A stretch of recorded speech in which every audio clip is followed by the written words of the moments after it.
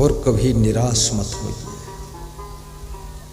अगर कर्ज में डूब गए हो, सबसे मत कहो कि मैं अर्थनाशम मनस्तापम। मन में कोई चिंता हो, सबसे नहीं बताना चाहिए। धन का नुकसान हो गया हो, धन का नाश हो गया, कर्जा में तुम डूब गए हो, सबसे मत बताइए, अन्यथा लोग तुमसे कटना शुरू हो जाएंगे। रिश्तेदार तुम्हारे द्वार पर आना कम कर देंगे, क्योंकि रिश्तेदार भी सोचेगा 50 लाख के कर्ज में डूबा है, इसके यहाँ जाओगे तो 5 लाख उधार मांगेगा, वो भी कटना शुरू हो जाएगा। मित्र भी टूटना शुरू हो जाएंगे। चाय पीने वाले मित्र बहुत मिलते हैं, लेकिन खून देने वाले मित्र बहुत कम मिलते हैं। इसलिए मित्रों से भी सबसे मत बताना कि मेरी भीतर भीतर दशा क्या है, और ससुराल वालों से भी मत बताना, नहीं तो ससुराल में सास ससुर तुम्हारी निंदा करेंगे और कहेंगे दामाद मूर्ख है, इतना कर्जा क्यों लिया है, और अंग्रेजी बोलेंगे। उनसे भी मत बताओ। तो किससे बताओगे? बस हमसे बताओ, गुरु जी से। तो मैं क्या करूँगा? क्या मैं तुम्हें 20 लाख दे दूँगा? नहीं, मैं 20 करोड़ की ताकत दे दूँगा। आपके मनोबल को बढ़ा दूंगा, आत्म बल को बढ़ा दूंगा, विवेक बल को बढ़ा दूंगा। और जिसके पास में आत्म बल है, विवेक बल है, मनोबल है, बुद्धि बल है, वो व्यक्ति कितना ही संकट में फंस गया हो, एक दिन निकलकर बाहर हो जाता है।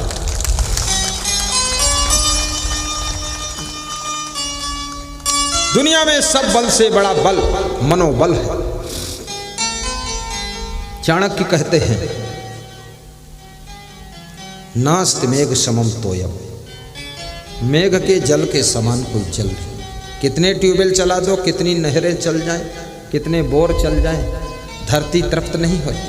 लेकिन मेघ जब बरसते हैं, पूरी धरती तृप्त हो जाती है। इसलिए मेघ के जल के समान कोई जल नहीं है।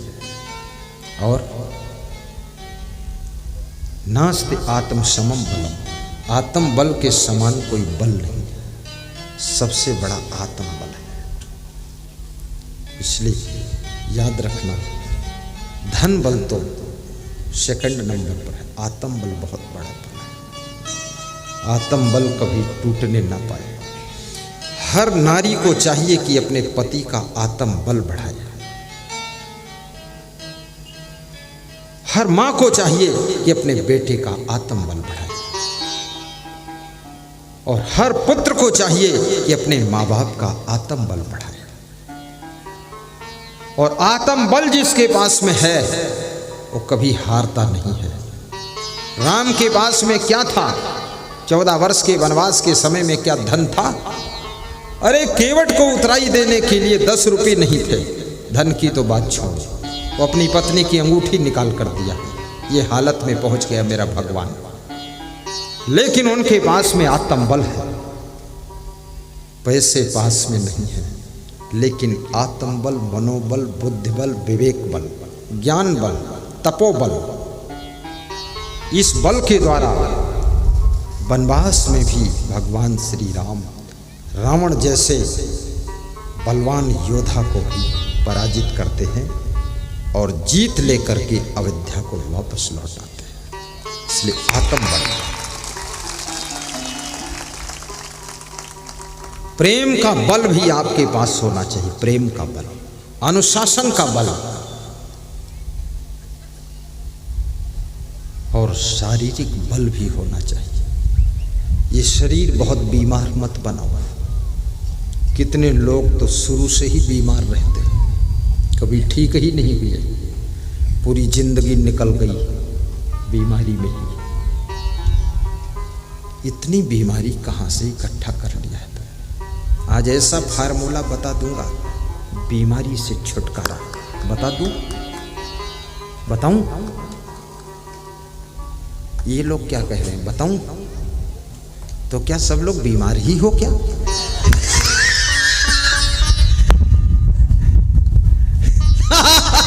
बहुत बीमारी है। अरे बीमार हो या नहीं हो, अगर बीमार नहीं हो, फार्मूला मिल जाएगा, तो कभी बीमार होगे तो लागू कर दो। हमको ढूंढना नहीं पड़ेगा।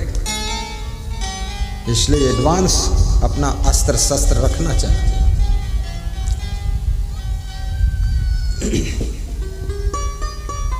मैं हूँ बीमार गम, गाइए महाराज। लेकिन ऐसा नहीं, मैं हूँ बीमार गम, लेकिन ऐसा नहीं। जैसे गुल साग से टूट कर गिर पड़े, मैं हूँ बीमार गम। ओहो, ऐसा नहीं। एक ही फार्मूला, पेट में कभी कब्जियत मत होने दीजिए। कब्जियत समझते हो? कॉन्स्टिपेशन, कॉन्स्टिपेशन समझते हो? यानी सुबह जब लेटरीन जाओ तो पूरी लेटरीन साफ निकल जानी चाहिए, पेट में रुकनी नहीं चाहिए, पेट साफ हो जाना चाहिए। कभी बीमार नहीं हो सकते। बीमारी की पहली सीढ़ी है पेट में कब्जियत होना। अब तुम फिर पूछोगे कब्जियत कैसे मिटे? अब ये दवा बताऊं मैं तुमको, इसमें बिना पैसे की दवा बता देता हूं। पहले बिना पैसे वाली, सवेरे सवेरे एक मूली खा लिया करो, एक गाजर खा लो, थोड़ा खीरा खा लो।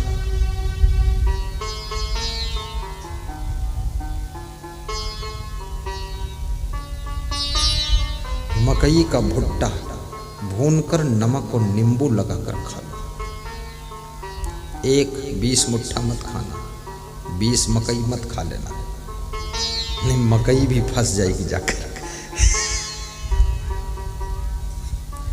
और सवेरे उठकर फर्स्ट काम, कुनकुना पानी 1 लीटर पी लो, धीरे धीरे पियो, धीरे धीरे धीरे धीरे।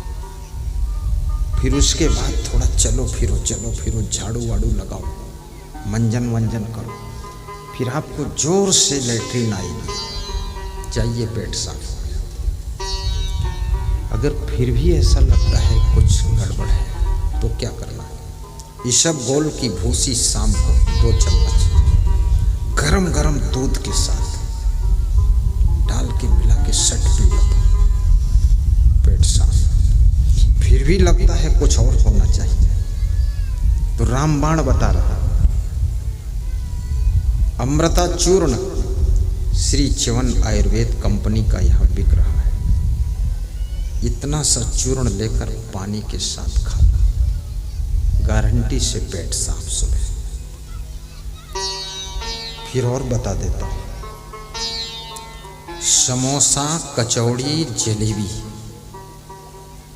पकौड़ी, तेल वाली चीजें, आलू बंडा, मुर्गी का अंडा, बकरा, मुर्गा, भैंसा, गधा, इसका मांस मत खाओ।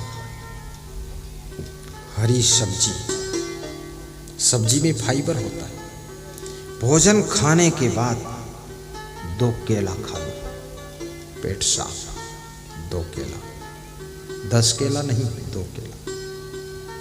1 भी ठीक है पर 2 ठीक है। और प्यास लगे तब पानी पियो। खाने के आधे घंटे बाद तक पानी मत पियो, आधे घंटे बाद पीना शुरू करो। और भोजन चबा चबा कर खाओ, थोड़ा भूख से कम खाओ। शाम को फल मत खाओ, शाम को भोजन ले लो या दूध ले लो। शाम को सलाद मत खाओ, ये खीरा उरा की चुकंदर पुकंदर सलाद, ये सब तबीयत बिगाड़ेगी। और थोड़ा दौड़ा करो, तुम भागो, तुम्हारी पत्नी तुमको रपटाएगी। जब भैंस भागे तो उसको रपटाओ, दौड़ना जरूरी है। दौड़ने से कब्जियत खत्म होती है। ये बैठे रहने से बहुत कब्जियत होती है। पैदल चलने से 43 रोग खत्म होते हैं। पैदल चलने से 5 किलोमीटर यदि आप तेज चाल में पैदल चलते हो, 43 बीमारियां तुम्हारे शरीर में प्रवेश नहीं करेंगी। और जोर से हंसने से आपका डाइजेशन सिस्टम स्ट्रांग हो जाता है। भूख जोर से लगती है, जठराग्नि प्रज्वलित हो जाती है। और जिस व्यक्ति को भूख ज्यादा लगेगी और नींद गहरी आएगी, वो व्यक्ति कभी बीमार नहीं होता है, बीमार नहीं होता है।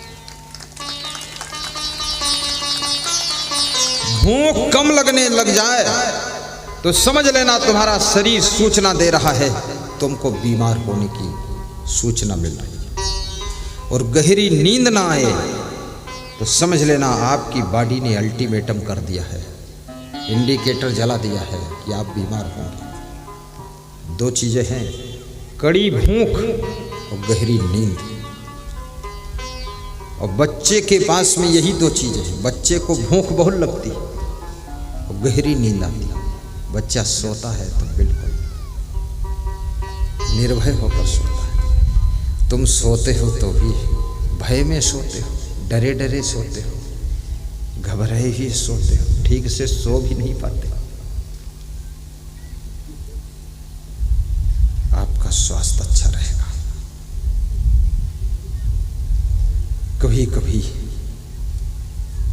अर्धव्रत रहा करो। अर्धव्रत किसे कहते हैं? यानी अगर 3 रोटी खाते हो तो 1.5 रोटी खाओ।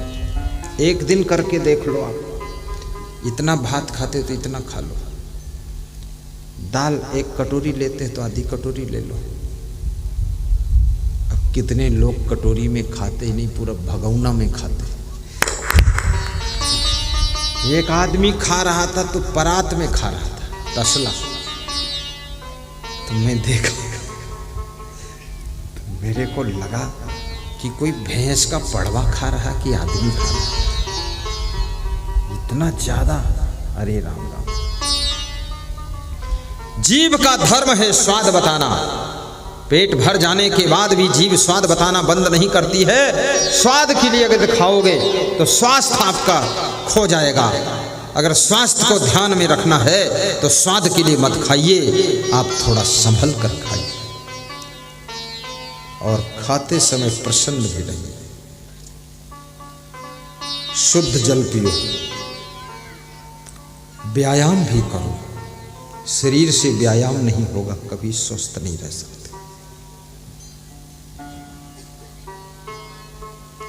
व्यायाम,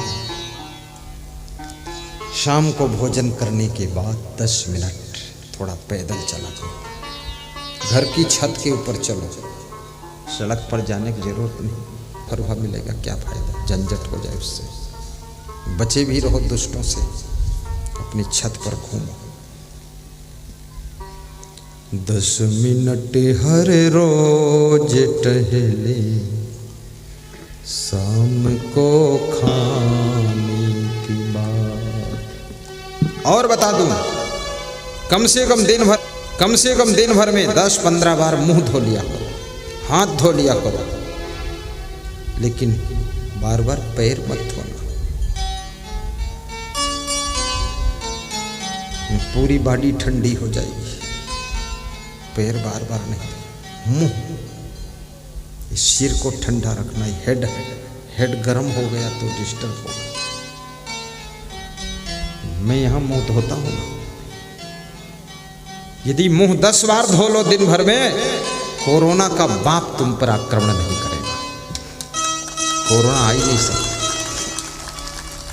पानी फ्री मिल रहा है, थोड़ा धो लिया करो। ताजगी आ जाएगी, ताजगी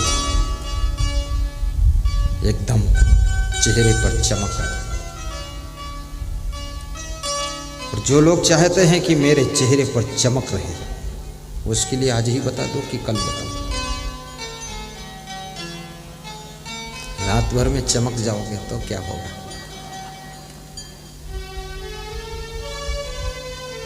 ये फिर क्रीम पाउडर इतना बिकेगा नहीं, उसका क्या होगा?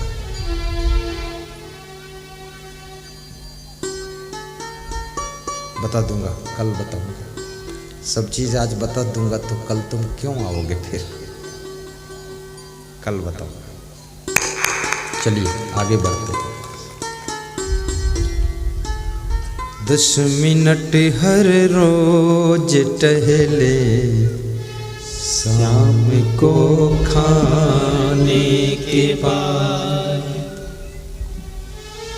10 मिनट हर रोज टहले शाम को खाने के बाद। पेट की मोटर में खाने की सवारी कम भरो, फेल हो जाएगी ओवर लोड हो जाने के बाद। फेल हो जाएगी ओवर बहुत सुंदर लोड हो जाने के बाद। फेल हो जाएगी ओवर लोड हो जाने के बाद। सोना गलत है आपका, सूरज निकल आने के बाद। सोना गलत है आपका, सूरज निकल आने के बाद। सोना गलत है आपका, बहुत सुंदर। सूरज निकल आने के बाद।